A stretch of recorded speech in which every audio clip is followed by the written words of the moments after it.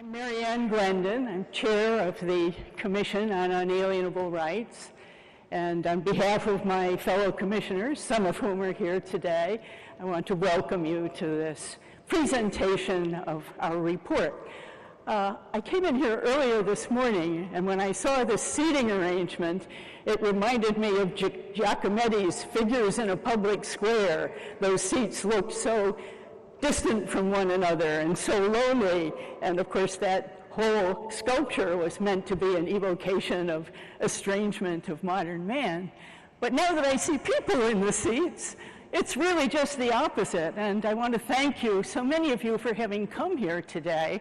I know the travel is difficult, and I know you're all here because you care about public life, unlike Giacometti's estranged figures.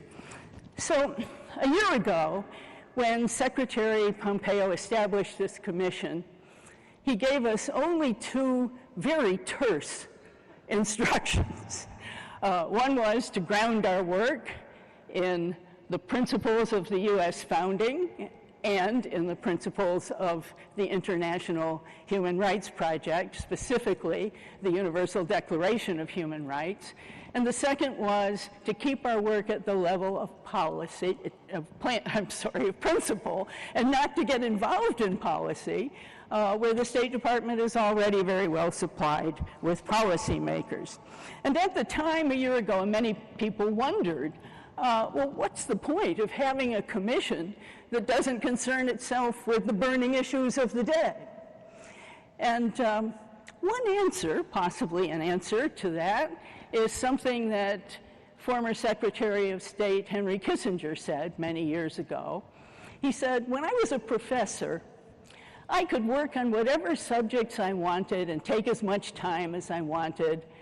And a policymaker is always under pressure, has to make decisions in haste sometimes on very limited information.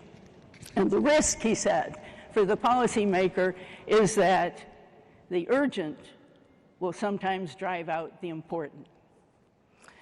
That risk, of course, will never be fully eliminated, but Secretary Pompeo did take a step toward alleviating it when he asked for a study about going back to basics and looking at the principles behind the United States commitment to human rights internationally. Still, some people asked, why now when so many other matters are pressing for attention? Why have such a study now? And I'll just suggest a few answers. You can think of more, perhaps. But certainly one is the information we got from Freedom House's report this spring, where they told us that political and civil rights worldwide have declined this year for the 14th consecutive year, and that half the world's population, 4 billion people, currently live under autocratic or quasi-authoritarian regimes. And perhaps that's why some powerful countries are now openly challenging the basic premises of the great post-World War II human rights project.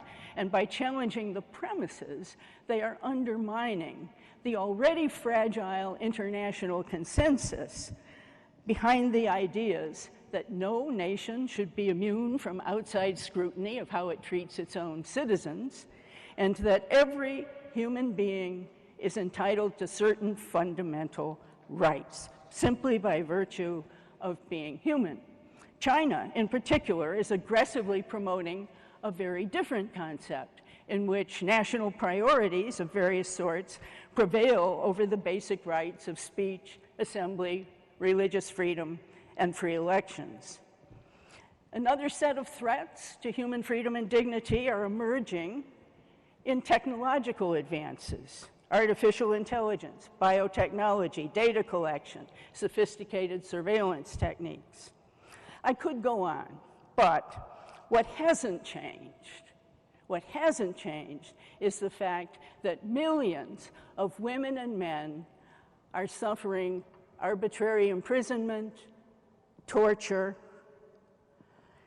And those women and men are looking to the United States as a beacon of hope and encouragement. For the commissioners over these past several months, it's been humbling as well as moving to see American flags in the hands of so many of the Hong Kong protesters. And it was the fact for us that so many people in so many places count so much on the United States. Yes, even in the ways that our country falls short of its own ideals. It was that fact that led us to our principal conclusion, which was that as a nation that came into being by affirming certain unalienable rights that belong to everyone everywhere, the United States must now rise to the challenges with the same energy and spirit that it brought to the building of a new international order in the post-World War period. I hope that those of you who would like to hear more about the report will join us at 4 o'clock this afternoon for the public meeting. But now we must turn to today's program, where we're very fortunate to have with us Timothy Cardinal Dolan, Archbishop of New York, who will present the invocation, after which we will hear the remarks of the Secretary of State, Michael Pompeo, which will be followed by a conversation between the Secretary and myself, in which he may reveal whether the Commission's report did or did not come close in any way to what he expected of it. Please join me in welcoming Secretary of State Michael R. Pompeo and Cardinal Timothy Dolan.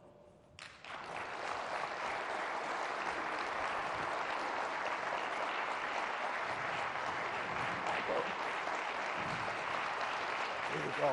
Good info. Thanks. Excuse me, Secretary.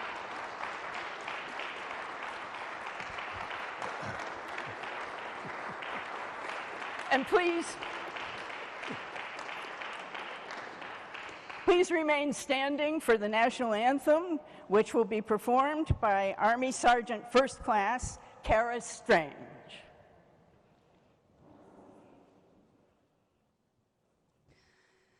Oh, say, can you see by the dawn's early light what so proudly wheeled at the twilight's last gleaming, whose broad stripes and bright stars through the perilous fight o'er the ramparts we watch were so gallantly streaming, and the rocket red glow, the bombs bursting in air, gave proof through the night that our flag was still there.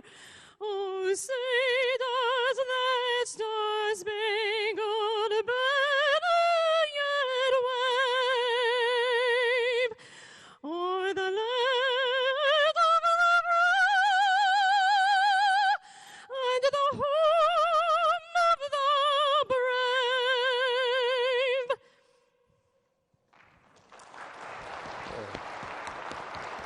Well done. Thanks, Sergeant. All right. Here we go, Mary Ann. Let us pray, and pray we must.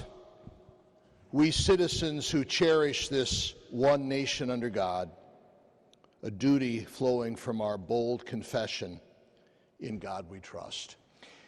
So we readily praise a Creator who has bestowed upon and ingrained into the very nature of his creatures certain inalienable rights, acknowledged by the founders, enshrined in our country's normative documents, defended with the blood of grateful patriots. You, dear Lord, have bestowed these inalienable rights, not kings, tyrants, or any government, rights flowing from the innate human dignity of the person and the sacredness of all human life. You have made self-evident in reason and nature celebrated in your own revelation. While we will never give up, beseeching you, dear God, to mend our every flaw, we renew our gratitude for this homeland founded on these inalienable rights, asking your blessing upon this noble project initiated by Secretary Pompeo and Ambassador Glendon, and your guidance as we renew our sense of duty to share our country's wisdom on rights inherent to the very nature of the human person, never, ever to be trampled. To the sovereign of the nations, creator of all, bestower of rights, be honor and glory forever and ever. Amen. Now it's my great pleasure to introduce the person whose idea it was to have a study that would help to ground American diplomacy in the principles of our founding and in the principles of the International Human Rights Project. And it is my great pleasure, Mr. Secretary, to present you with a copy of our report. Ladies and gentlemen, the Secretary of the United States, Michael R. Pompeo.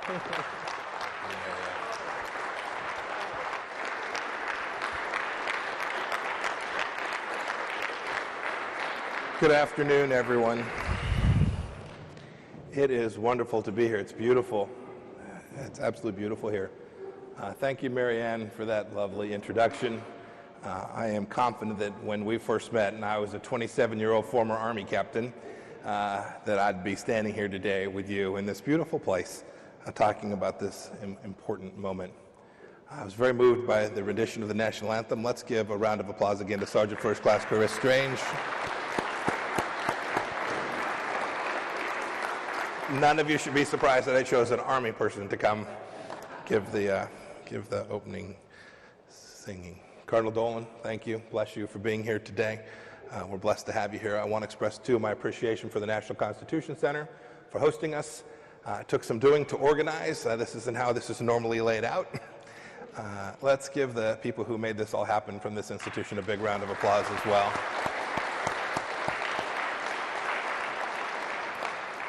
I'm happy, too, that so many of you took the time to come to Philadelphia, a place intentionally chosen, even if we do have to be socially distanced.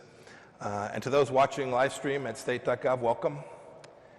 A special welcome today, too, to the commission members who could make it here, Paula Carosa and David Penn, and to Peter Berkowitz, the commission's executive secretary and the head of the State Department's policy planning staff. We also have Duncan Walker and the rapporteur for the committee, Cart Weiland, here. I know that all of you and your colleagues put a lot of hard work into this report, and thank you so much for that. I want to take just a second as well to acknowledge the commissioners who could not be here today: Kenneth Anderson, Russell Berman, Hamza Yusuf Hansen, Jacqueline Rivers, Katrina Lantos Sweat, Rabbi Mar Solovicek, and Christopher Tollefson. I value deeply the contributions that each of you made to this important report. I want to thank, too, there were lots of public comments. We had a number of public meetings. There were many people who voiced a diverse set of opinions. I want to thank people who contributed, like Martha Minow, Cass Sunstein, and Orlando Patterson, who came to share with us their thinking about how we should write this report. I know, too, that the Commission is welcoming and providing a further opportunity for public input as we complete our work later this afternoon. And a special thanks to you, Professor Glendon. You're amongst the most significant inspirations for this report that we're unveiling here today. Many of you won't know this, but I said a few years under Mary Ann's tutelage. I was a research assistant for her. She paid me $7 an hour. I thought I was rich. It was one of my greatest gifts in life. I've now read nearly everything you've written. I don't agree with all of it, but we had a fun time. We debated human rights. We agreed on the big things, the important things, the things that really matter about this remarkable nation. We agreed that our founders traveled to this great land to enjoy the fruit of freedom, not to spread subjugation. We agreed, as Professor Glendon, the former 1960s civil rights advocate, wrote in her great work, Rights Talk, that a rapidly expanding catalog of rights not only multiplies the occasion for risks of collision, but risks trivializing core American values. We agreed that the Declaration of Independence itself is the most important statement of human rights ever written. It made human freedom and human equality our nation's central ideas. And as I said to the Claremont Institute, now just over a year ago, we agreed that America draws strength and goodness from her founding ideals, and that our foreign policy must be grounded by those ideals as well. But we know this, we can't do good at home or abroad if we don't precisely know what we believe and why we believe it, and that's why I asked Professor Glendon to form a commission composed of some of the most distinguished scholars and activists. I asked them not to discover new principles, but to furnish advice on human rights grounded in our nation's founding principles and the principles of the 1948 Universal Declaration of Human Rights. Because without this grounding, our efforts to protect and promote human rights is unmoored and therefore destined to fail. And so the Commission on Unalienable Rights was born. These rights, these unalienable rights are essential. They are a foundation upon which this country was built. They are central to who we are and to what we care about as Americans. Now, I think Colonel Dolan referred to this, but America's founders didn't invent the unalienable rights, but stated very clearly in the Declaration of Independence that they are held as self-evident that human beings were created equal and endowed by their Creator with certain unalienable rights. Among those are life, liberty, and the pursuit of happiness. So too did these bright men know that each human being has inherent worth just by virtue of his or her own humanity, a deeply biblical idea. As Alexander Hamilton wrote, "The sacred rights of mankind are written as with a sunbeam by the hand of the divinity itself and can never be erased or obscured by mortal power." Now, that may seem commonplace to some of you, but this was a momentous idea. Until 1776, human beings pretty much everywhere were ruled by might and brutality. The founders changed the course of history when they established a nation built on the premise that government exists not to diminish or cancel the individual's rights at the whims of those in power, but to secure them. I'll never forget being spellbound by the founders' ideas for the first time. As a cadet, too many years ago now, at West Point, I was issued uniforms, a rifle, and the Federalist Papers. I still have that copy. Some have seen it on my desk. It's a bit more tattered now. But I've continued to go back to that and hearken back to those central ideas that these men brought to this great nation. And it's important. It's important for every American diplomat to recognize how our founders understood unalienable rights. As you'll see when you get a chance to read this report, the report emphasizes foremost among these rights are property rights and religious liberty. No one can enjoy the pursuit of happiness if you cannot own the fruits of your own labor. And no society can retain its legitimacy or a virtuous character without religious freedom. Our founders knew that faith was also essential to nurture the private virtue of our citizens, and the report speaks to that. In his now famous letter from 1790, a letter to the Jews of Newport, George Washington proudly noted that the United States gives to bigotry no sanction, to persecution no assistance. Our founders also knew the fallen nature of mankind. Alexander Hamilton wrote in Federalist 10, "Men are ambitious, vindictive, rapacious." So, in their wisdom, they established a system that acknowledged our human failings, checked our worst instincts, and ensured that government wouldn't trample on these unalienable rights. Limited government, structured into our documents, protects these rights. As the report states, majorities are inclined to impair individual freedom, and public officials are prone to putting their private preferences and partisan ambitions ahead of the public interest. The genius of our founders was evident to one man in particular. In 1838, a 28-year-old lawyer gave a speech to the local Young Men's Lyceum in Springfield, Illinois. Abraham Lincoln said, quote, "We find ourselves under the government of a system of political institutions, conducing more essentially to the ends of civil and religious liberty than any of which the history of former times tells us." This is still true. This is still true of America today. America is fundamentally good and has much to offer the world because our founders recognized the existence of God-given, unalienable rights and designed a durable system to protect them. But I must say, these days, even saying that America is fundamentally good has become controversial. The Commission was never intended to time the release of this report to the current societal upheavals that are currently roiling our nation. Nevertheless, the report touches on this moment, and so will I, because today's unrest directly ties to our ability to put our founding principles at the core of what we do as Americans and as diplomats all across the world. Now, it's true that our nation's founding, our country fell far short of securing the rights of all. The evil institution of slavery was our nation's gravest departure from these founding principles.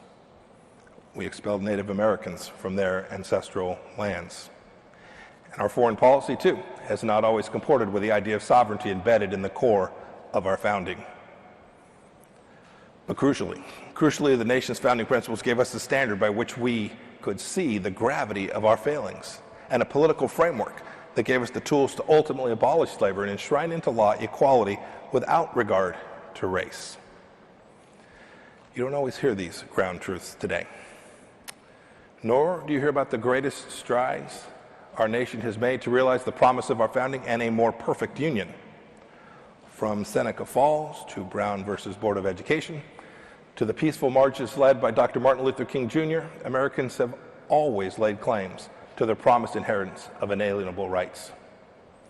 And yet today, the very core of what it means to be an American, indeed the American way of life itself, is under attack.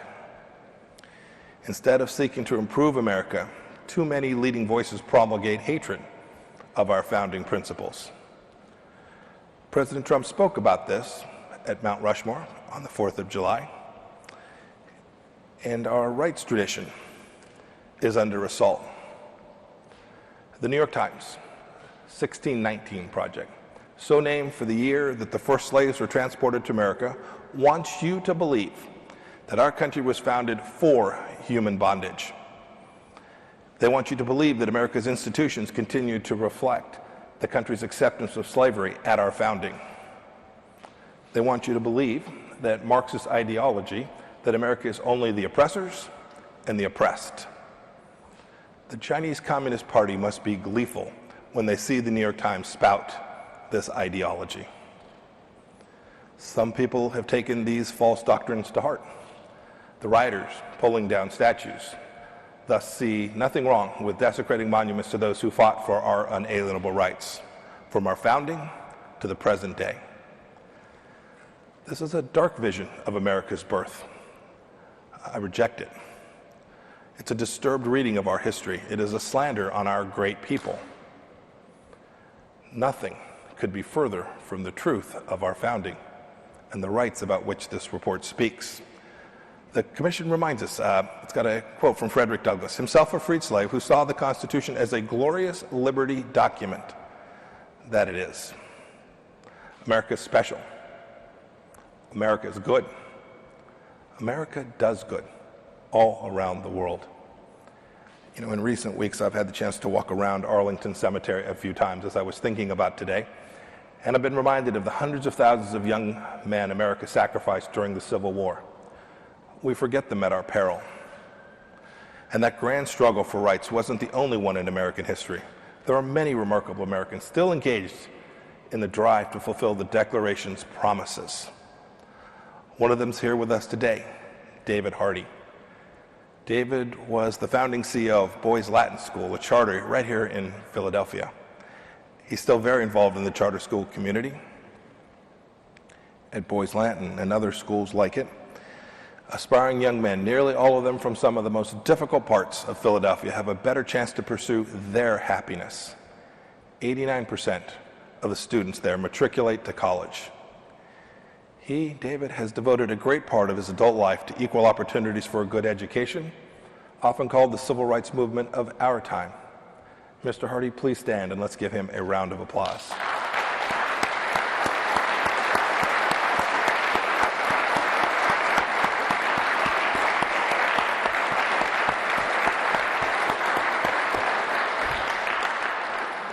David, thank you again for being with us here today. Our nation, too, has the responsibility to inculcate our founding values and reward their adoption. C.S. Lewis said it best when he lamented that we make men without chests and expect from them virtue and enterprise. We laugh at honor and are shocked to find traitors in our midst. We must do better. America must build on its founding ideals, and its leaders must fearlessly defend them. It is clear, and this report makes it even more so, it is clear that unalienable rights are central to who we are as Americans. But here's where I come in as Secretary of State. They have to underpin our foreign policy. The Declaration itself is a foreign policy matter. It was written to explain why our nation broke away from British tyranny. If we truly believe that rights are inalienable, inviolate, enduring, indeed universal, just as the founders did, then defending them ought to be the bedrock of our every diplomatic endeavor. Indeed, our own commitment to unalienable rights at home has proved a beacon of hope for men and women abroad pursuing their own liberties. The examples are countless. I'll just give a couple. Natan Sharansky. When he heard of President Reagan's evil empire speech while in prison, he said it was a ray of hope in the darkness of his punishment cell. Last year, Professor Glendon referred to this Hong Kong wave the American flag as they protested a communist crackdown. There is no symbol of freedom more recognizable all around the world. Today, I'm proud to have with us Wei Jinsheng, who is considered the father of today's Chinese democracy movement. On December 5th, 1978, the young electrician from Beijing Zoo shook the world by bravely posting an eloquent essay on Beijing's short-lived democracy wall. Mr. Wei boldly insisted that the CCP's four modernizations in industry, agriculture, defense, and science weren't enough to truly make China a modern and civilized nation. Harkening back to the May 4th movement generations earlier, he said China needed a fifth modernization, democracy. The Chinese Communist Party repeatedly threw Mr. Wei in jail for his advocacy. In 1997, he immigrated to America, where he has continued his courageous call for the Chinese Communist Party to honor the unalienable rights that God has given to every Chinese citizen, from Tibet to Tiananmen and from Hong Kong to Hubei. Mr. Wei, please stand and be recognized.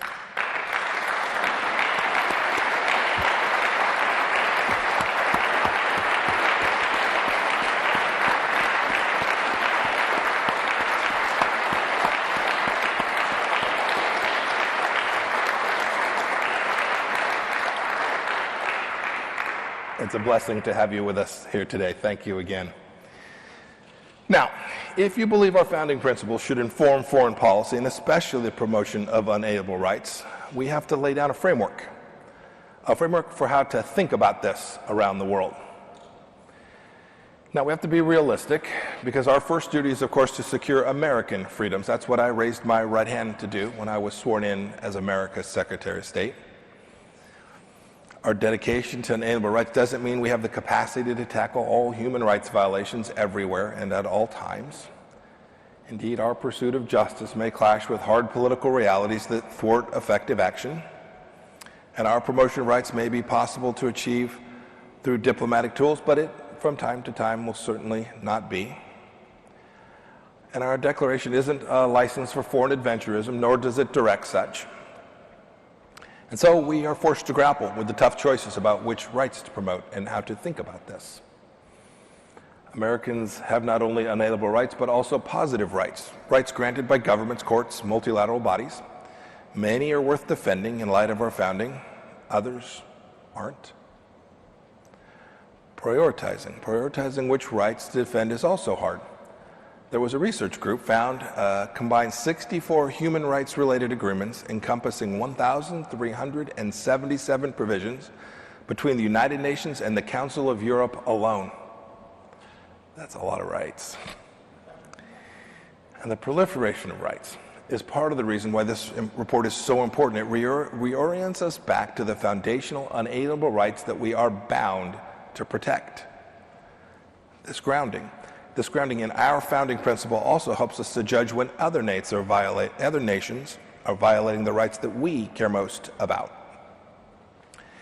As the late Justice Scalia once remarked, the Soviet Union had a long and beautiful Bill of Rights. It abounded in inspiring promises, and those promises were worthless. More rights does not necessarily mean more justice. And now, I didn't give the Commission the task, it wasn't within its charter to prescribe specific policies to address these challenges and these difficult issues, but the report has provided us the essential questions to ask. How should we think about this? It provided a framework. Let me walk through what the report says about how we might think about this with several questions. Are our foreign policy decisions rooted in our founding principles? Are the decisions consistent with our constitutional norms and procedures? Are they rooted in the universal principles of the Universal Declaration of Human Rights? Does a new rights claim that's being presented represent a clear consensus across different traditions and across different cultures, as the Universal Declaration did? Or is it merely a narrow partisan or ideological interest? Look, none of us will answer these questions precisely the same. We won't come to identical conclusions about them. But now, at least, thanks to the Commission's work, we have a framework through which to ask the right questions and a basis for thoughtful, rational debate. This report was very timely. We need this wisdom now. Human rights advocates won great and laudable victories in our lifetimes, from the defeat of fascism to the collapse of communism in Eastern Europe and to the end of apartheid. But that was then.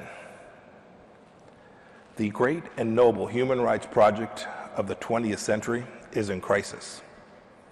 Authoritarian regimes perpetrate gross human rights violations every day, all around the world, in Nicaragua, in Venezuela, in Zimbabwe, Iran, Russia, Burma, China, North Korea. The list is very long. Too many human rights advocacy groups have traded proud principles for partisan politics, and we see multilateral human rights bodies failing us. The United Nations Human Rights Council does the bidding of dictators and averts its gaze from the worst human rights offenses of our times. Indeed, international courts, too, have largely abandoned unalienable rights. The International Criminal Court is training its sights on Americans and Israelis, not the Ayatollahs of the world. And our incurious media rarely examines any of these failings. Indeed, the New York Times refused to publish Professor Glendon's op-ed on this Commission's report, which leads me to the obvious conclusion that you are even more dangerous than Senator Tom Cotton.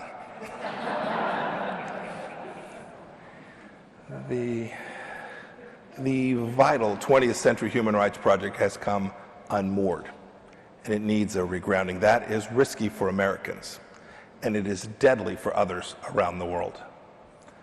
The Commission's work marks an important contribution to America's effort to address this human rights crisis, and it's a good time to do so. Thankfully, America stands tall in the face of the most fearsome challenges. Now, you get a chance to read the report, and you'll see that the commissioners didn't agree on everything. But they did all agree that the United States must vigorously champion human rights in our foreign policy, and I could not agree more. No nation is better equipped. We have the most abundant resources, the most principled diplomats, and the most conviction to defend human rights of any nation in the world. And we have manifold tools at our disposal to accomplish these goals. We must, and do, serve as an exemplar here at home as well. And I challenge anyone in the world to best our robust democracy, our vigorous debates, and our constant striving to be better. It's important too, and the report reflects on this, we must reject moral equivalency. Last year, a very well-known senior columnist for a major American media outlet asked the following question: is there any reason to believe that China is a less moral place than the United States? I thought I'd take 2 seconds to answer that today. There is indeed every reason, not only to believe but to know that our exceptional nation secures infinitely more freedom for its citizens than the CCP will ever permit. But the mere asking of that question is so deeply troubling. The report answers this too. It says, quote, there can be no moral equivalence between rights-respecting countries that fall short in progress towards their ideals and countries that regularly and massively trample on their citizens' human rights. So too must we cultivate the seedbeds of human rights. Free and flourishing societies cannot be nurtured only by the hand of government.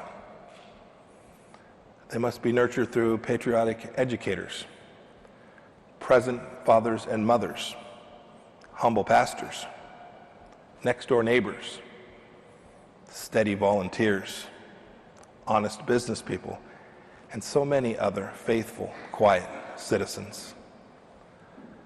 We have the responsibility to educate and advocate. Our diplomatic posts all over the world have human rights officers working to promote American values. I and my team at the State Department and this administration have promoted religious freedom everywhere we go. I've met with survivors of religious persecution and religious leaders, from Pope Francis to the Metropolitan Epiphany in Kiev, to the Chief Rabbi of the United Kingdom, to the Archbishop of Canterbury. We can shine a light on abuses. And as we do, when we issue our annual reports, we take stock of the world's efforts on religious freedom, on human rights, and on human trafficking. No other nation devotes such enormous resources to simply telling the truth about human rights abuses around the world. We too can empower the people of other nations to further their social and economic rights. Our USAID does this essential work, as does our WGDP program, which helps women flourish as entrepreneurs. Women, sadly, suffer the most human rights abuses. We can help them do better. We can work productively, too, with other nations. We've done that. We've worked with 60-plus nations to help the Venezuelan people recover democracy from the Maduro dictatorship. And then we have punitive tools, too, such as sanctions that we've levied on human rights abusers in Iran and in Cuba, and a recent advisory that we put out about Xinjiang and companies doing business there. We want to make sure that no American business is knowingly benefiting from slave labor. Just last week, the State Department and the Treasury Department put sanctions on senior Chinese leaders involved in what I have called the stain of the century, the mass abuses against Uyghurs and other Turkic Muslims in Xinjiang region of China. We do all of these things. Our foreign policy does all of these things for the sake of unalienable rights. You know, I established this commission because America, uniquely among nations, has the capacity to champion human rights and the dignity of every human being made in the image of God, no matter their nation.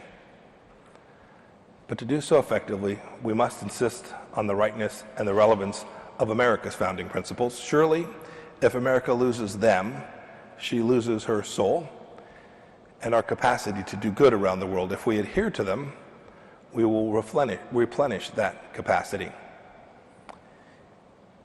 In that same Lyceum address that I mentioned earlier, President Lincoln recognized this truth about securing American freedoms. He knew that the ultimate danger to America would be internal. He said it this way, he said, if it ever reach us, it must spring up amongst us. He meant that he understood that America would overcome all challenges from outside, provided that the nation remained true to its founding principles. And as it was when Lincoln spoke, so it is today. and to the world. America is the star that shines brightest when the night is the darkest. President Reagan once said, "If we lose freedom, there is no place to escape. This is the last stand on earth." We see that in what's going on around the world today as well. I am confident that the American star will shine across the heavens so long as we keep a proper understanding of unalienable rights at the center of our unending quest to secure freedom for our own people and all of mankind. The report that you worked on will ensure that we have a better chance to accomplish that. Thank you all so much for being here today. God bless you, and may God bless the United States of America.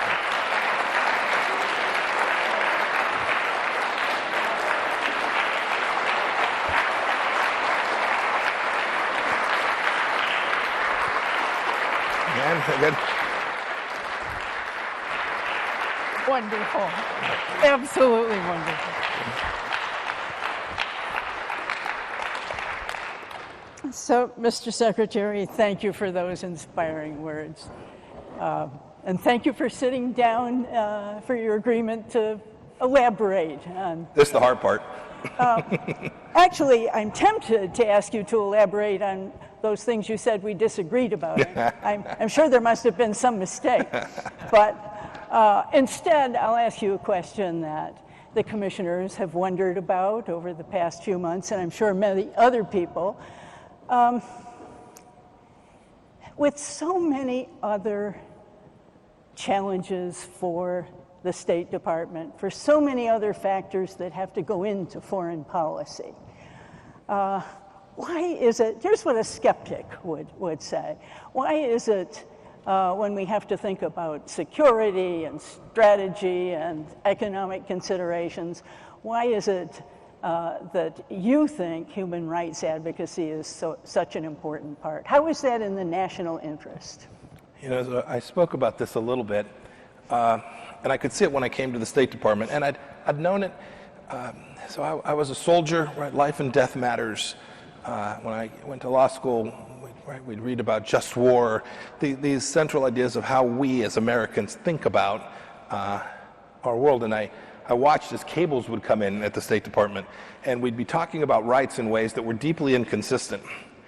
And I knew that the team was trying to get it right, but you could watch the language had been tarnished. We weren't crisp. We weren't thinking about it properly. And I'll fit back with what I knew to be true about the central nature of our capacity to have influence around the world. It stems from our confidence in ourselves and our deep commitment to the fact that this nation is exceptional, because we rallied around this idea of unalienable rights. And so I wanted to make sure I was right. And second, I wanted an opportunity to have some of the most talented people from across America to think about this and write about this and bring it up to date. I knew the Declaration, I knew the Constitution, I'd read the Universal Declaration of Human Rights many times, and I thought here was a chance for us to help the State Department and America reground in these central traditions so that we can go out in the world and truly feel good about the work that we're doing.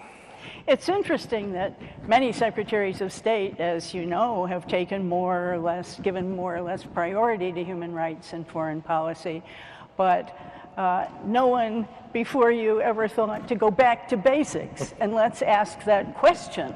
And interestingly, around the same time that you came up with that idea, so did Amnesty International. And their Secretary General said, you know, the Human Rights Project is in crisis. It's time to start asking basic questions. And of course, that was one of our efforts in the report. I speculated a little, and you said a few words about the challenges right now to advocating human rights on a worldwide basis. But I think everyone would be interested to hear more about what do you think the greatest challenges are? You know, there's this important, and I reference this in my remarks a little bit, there's this true importance to speak about this properly. So I will literally be in meetings where I will have my counterparts from across the world talk about their nation and rights, and no one chuckles because we're professionals, but they're not grounded in the things we know about human nature and human dignity. And that's important. We've adopted this annual program where we bring religious leaders of all faiths from all around the world. We have ministerial, so we bring foreign ministers. We have hundreds of people. It's the largest gathering of religious leaders every year to talk about these set of rights and religious freedom. It's quite remarkable. We do it at the State Department.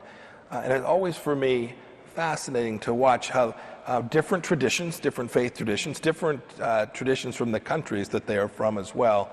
And yet when you engage in the way that this commission's report engaged and say, let's take it back to the things that are essential and central, how much common ground there is, and how I hope when people go out from this gathering that they're thinking about those things in the same way that I hope that our team is thinking about them around the world as well. It's a big challenge. Some 2/3 of the people in the world live in places that are extremely challenged with the absence of religious freedom and religious liberty, the simple chance to exercise their conscientious views on faith. We as a world can do better, and America, I think, has a role in helping that take place. You know, you referenced Lincoln's wonderful Lyceum speech a couple of times in your talk.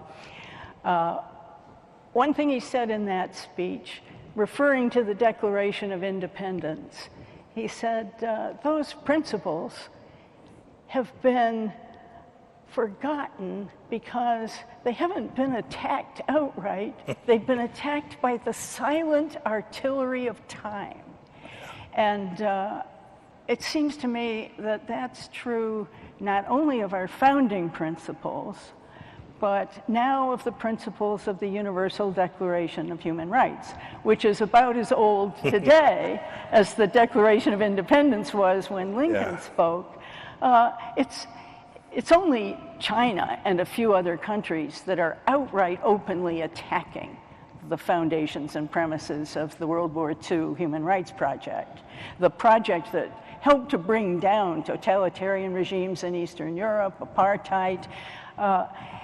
But the silent artillery of time has taken its toll.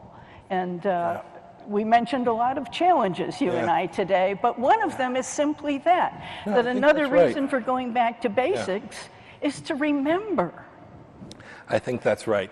I think when I laid down the charter for this committee in the Federal Register, we talked about that. No need to go invent anything. Just revisit and rethink. You know, Professor Glenn, it's worthy of thinking about this too. As the Secretary of State, you mentioned, there are complex problems all across the world. America can't begin to solve all of them.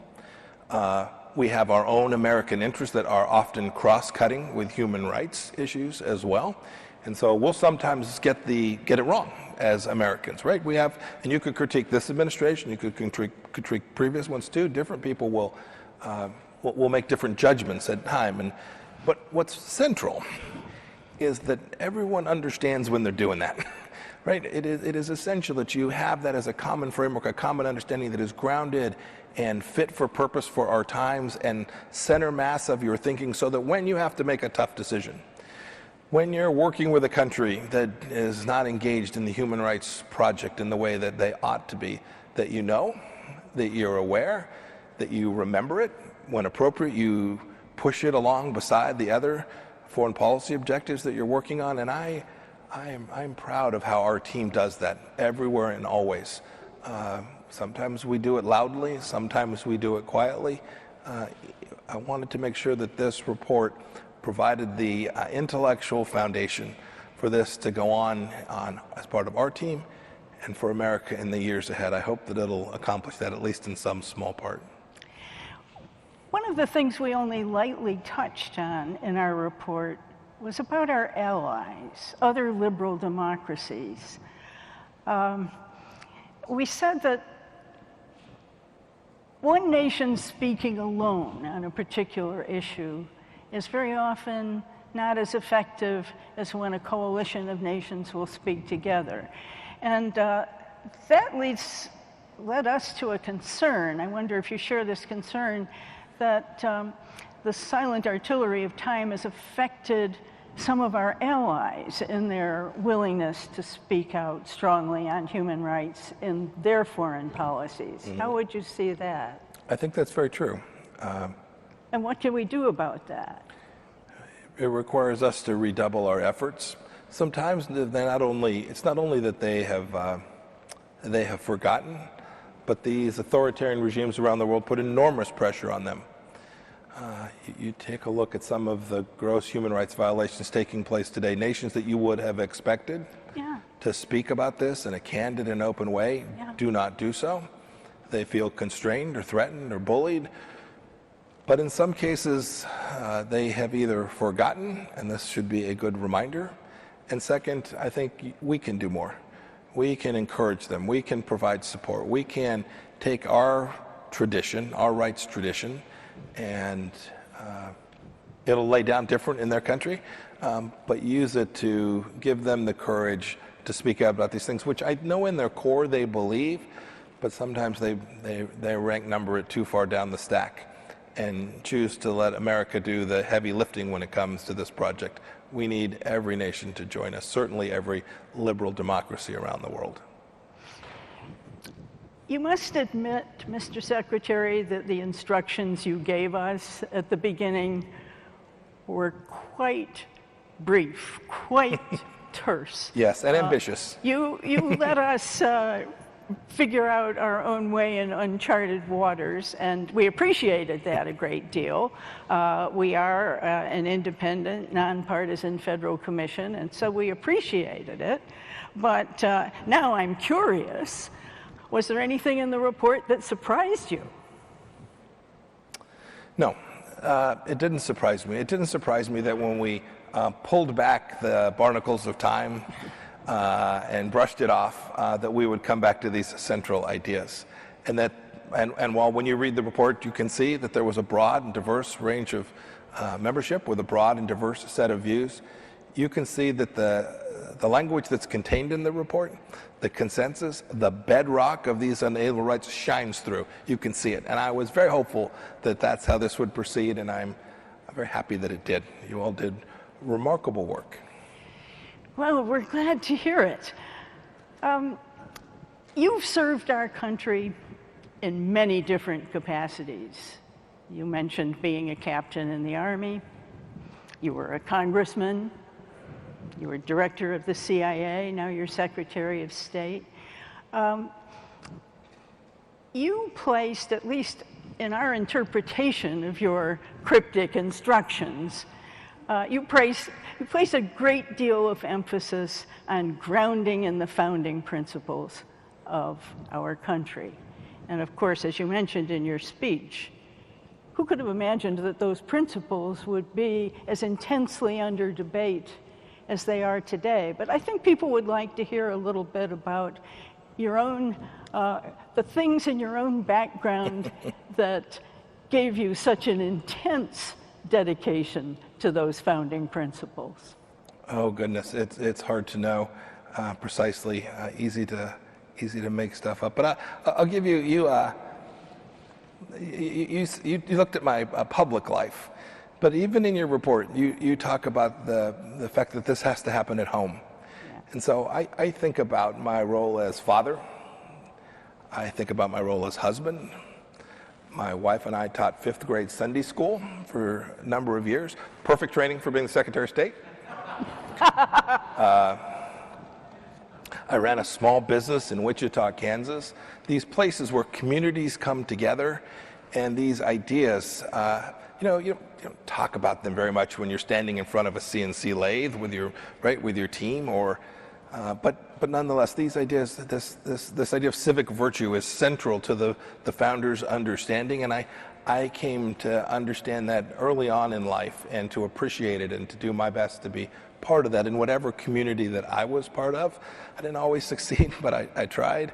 And so as I've had this public role now in these last years, I've tried to inculcate that in every team that I've worked on, and every organization that I've had the privilege to be part of as well.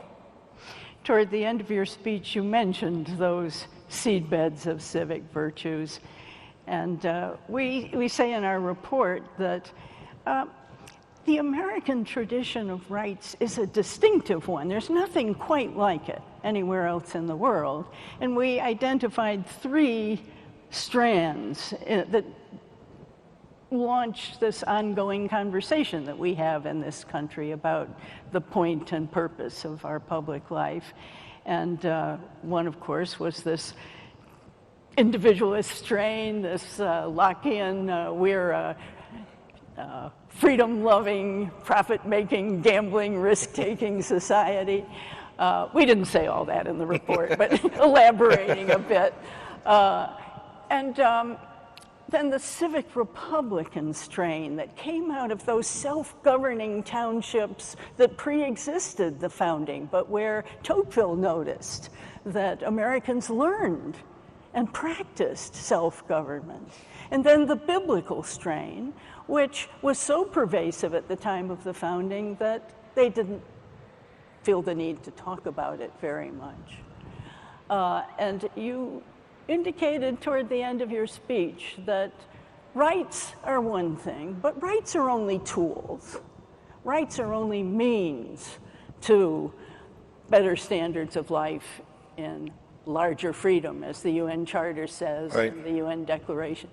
But rights have to be supported by something, have to be supported by a culture, by a rights-respecting society, by a rule of law, by the Constitution, the structure of the Constitution.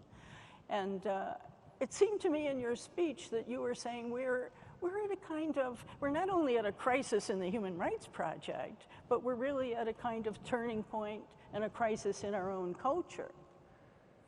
Yes, I think that's true. I spend less time talking about it in my current role as Secretary of State, but as Mike Pompeo personally, I believe that to be the case. And it's appropriate for me to think about in my role as a diplomat, right? I travel the world. I fly on a great plane. You all take great care of me. And I land, and people want to see me. Leaders from all across the world. They don't want to see Mike. They want to see the Secretary of State of the United States of America, because America brings with it all of that, and we can't lose it. If we lose those things that are this distinctive tradition, this civic idea that we were so deeply rooted in when we began, and which has made it all these 240 plus years now, if we lose that, then Justice Scalia's point about the document containing a whole bunch of rights will not be very fulfilled and will not be very meaningful. All the things that securing those rights allow us to do, the pursuit of happiness that I referred to and that our documents refer to, they are preceded by those rights that the Lord gave us, but we must secure them for that higher purpose. And so that's a real project too for each of us. Well, Mr. Secretary, you've done your part. Oh, that's kind. And it's been an honor I'm speaking on behalf of all the commissioners, it's been an honor to help you in what you're doing, and God bless you. Thank you. Thank you all very much.